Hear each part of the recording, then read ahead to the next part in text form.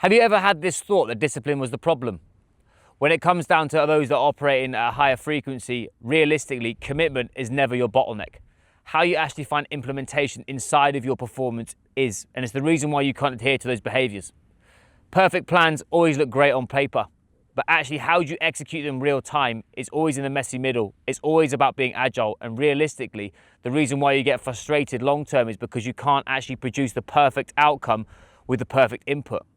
What I want to do is give you some frames of understanding why discipline is actually your bottleneck, why you thinking being resilient is actually going to cause negative effects across the board from a psychological and physiological standpoint, and lastly, how to rebuild that so you become more agile, more flexible, and more dynamic when the environments are changing.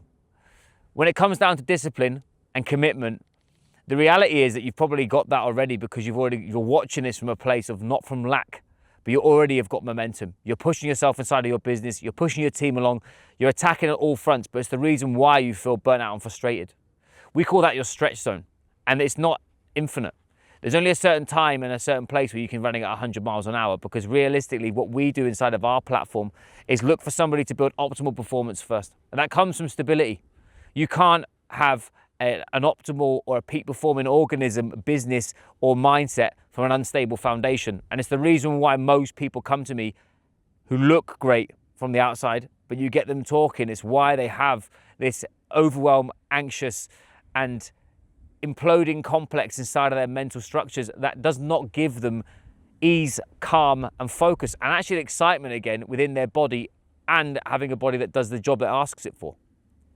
It's the reason why most business executives and CEOs go and they pick harder and harder physical challenges to test their mettle, because the issue that you have there is you're using an external structure to build infrastructure inside of your process. Now, that's not me telling you don't need that. You may be seeing that we're filming this.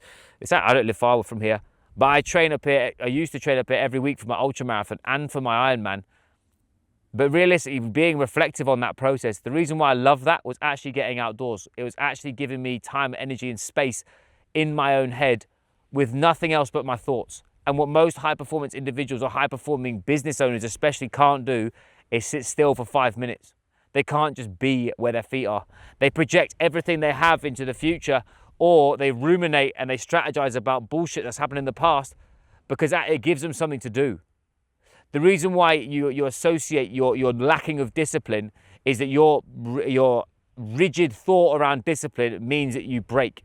You either do the thing or you don't do the thing. You either apply the thing or you don't. You either eat the right food or you don't. You either feel guilty about being happy with your family, or you feel guilty that you're not thinking about work, instead of realizing that this is all around building an ecosystem of infrastructure around you, your mind, body, business, family, how you actually operate on a day-to-day basis. And if I took everything away from you right now and I asked you about who you actually were, most of you will give me a business answer. I own this company. I do this inside my business. I run this team. I do this as a sportsman. I used to have it as a rugby player. And that's why discipline will always fail you. Because what makes you human and what makes you effective is actually when the environments are changing around you, the circumstances change, and you actually have to adapt. The toughness part of that, the resilient part of that, the effectiveness part of that has nothing to do with how aggressive or disciplined you are. It's about how well you have trained to be able to sync to the levels of your training in times of chaos and change. That there is the difference. Inside of the Be Built for Pressure platform, we actually recognize that on the edges of your capacity is where your mental skills magnify your performance across the board. How you are more self-aware and manage those circumstances and emotions real time dictates the pace of how effective you are with your relationships, how effective you are with your team, how decisive you are in challenge, how you deal with crisis, and more so when there is conflict, you dominate not from a place of fear and aggression, but from effectiveness. That does not stem purely from discipline. If you're taking this David Goggins analogy of stay hard and fight everything, the world becomes you versus it. Where actually, if you read a book on essentialism by Greg McKeown, it becomes a lot more simple than that. You're not trying to conquer anything. What you're trying to do is conquer the thing that's in front of you and move on, not beat business, beat your team, become If you're trying to get in best shape, what does best shape even mean? That's why it gets to that. That's why it gets frustrating.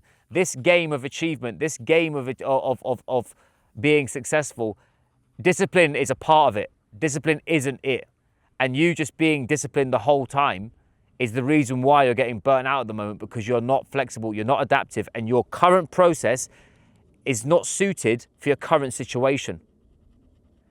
When you're looking at infrastructure, you're looking at how these systems amalgamate together, how your demand signature is read through the constraint, not what the symptoms are. You're looking at the causation. Burnout is a physiological process, it's a resource management problem. But there's a psychological element to it. There's a sociological element to it. There's a professional element to it. There's even a familiar element to it too. I'm literally filming this right now, and I've been up from 2 until 4 a.m. with my son because he decided that sleep was not an option. How do I deal with that? Do I be more disciplined? Yes, I've got to do this. That's very important because I want to get this content out there. I want to show my message. I want to have impact, etc., status, etc., etc. But how do I navigate that to the other realms of my life? How does my nutrition work? My energy management work? My sleep stability work? How do I actually bring myself into this environment? You can tell being outdoors is my favorite place to be. And also you can probably hear that my weapon of a dog trying to get my lunchbox out of my bag.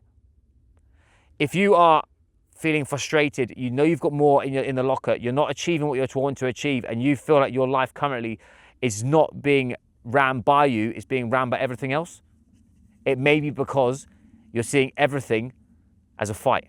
Everything is a discipline issue and that you just have to keep attacking. I promise you, you get to a certain level of the game and it's not about attacking anymore.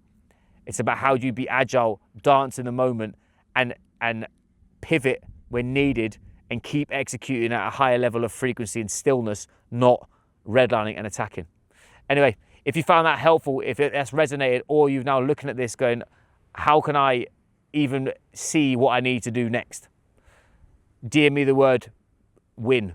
We've got a framework called Hardwired to Win, which is actually understanding what does winning even mean from a contextual standpoint, a self-awareness and emotional intelligence standpoint, and how to actually build that into your process, not only with yourself, but alongside your team. And again, I appreciate it. I'll catch you soon.